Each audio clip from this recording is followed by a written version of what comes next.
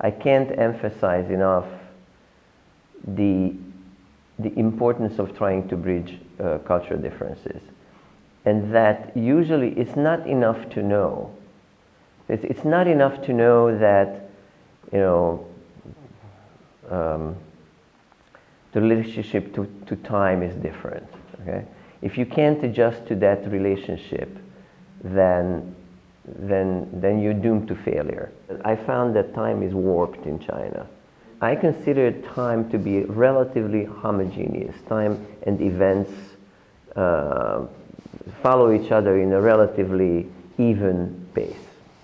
Now, what I have seen in China is that it's not true. It doesn't apply there. So things doesn't happen, or they don't happen for a long time, or they happen at a very slow pace. And then there is an incredible acceleration, an acceleration of event, and the pace picks up in a way that Europeans, ourselves, you know, myself and my colleagues, just consider impossible. So, and then we learned the hard way that it is possible. But you can't even explain how is that possible.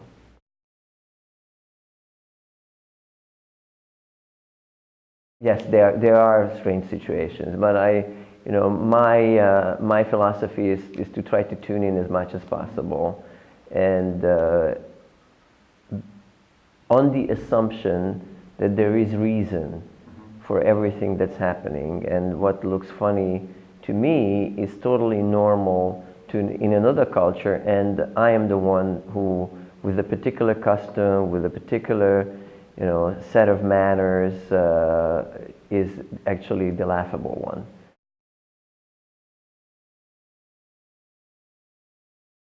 The idea of momentum is very important in China, and it took me like a good year to understand what that means. So we would, let's say I would go to a meeting with a Chinese colleague on a Tuesday, and we have a very good meeting, and then on Thursday I talk to this colleague and say, you know, today we should write a memo of that meeting. And the colleague says, what for? You know, it's 2 days later. You know, the momentum is gone. You know, it was a very good meeting. If we didn't follow up within 24 hours or within hours with a phone call, they don't read emails, so it's not, so it's like some form of follow-ups, whether it's WeChat or phone call, lot of live stuff. But if that doesn't happen within a much shorter period of time, then the momentum is, the momentum disappears, and the whole idea and engagement cools down, and it's very difficult to revive. I mean, you know how the Chinese play, you know, table tennis very well. So I always felt that it's like, you know, they try to serve you, okay? But if you can't return the serve, they just move on. They won't try to play with you again because apparently you can't return even a serve.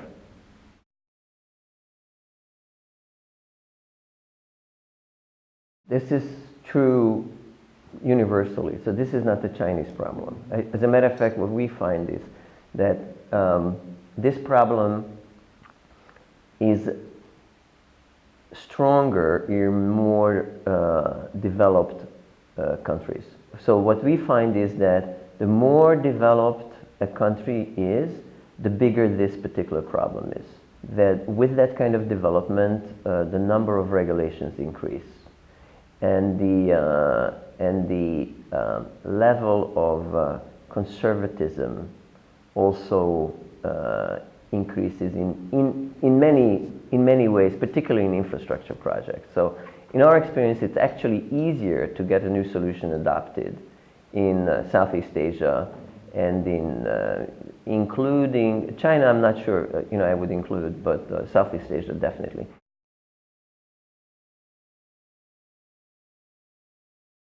It requires tremendous amount of financial resources and commitment.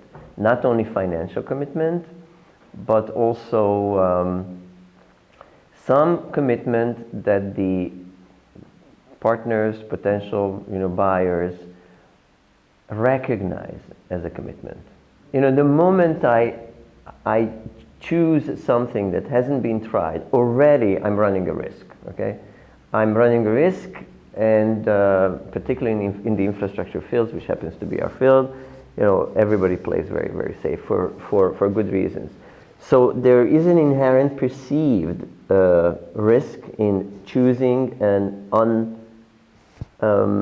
untested solution in that country. That risk might be perceived as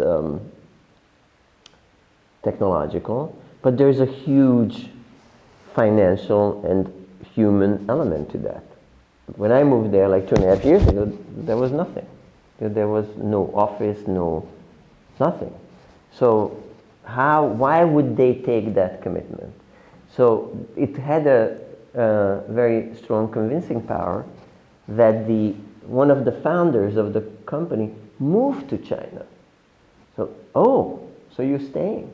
It's not like, you came here for a week and then after the 10th trip you really had enough Chinese food and, too many miles and all of that. No. Okay, so you're committed. You stay here. And so that's what I meant by the commitment. So we are there to stay. That's very important.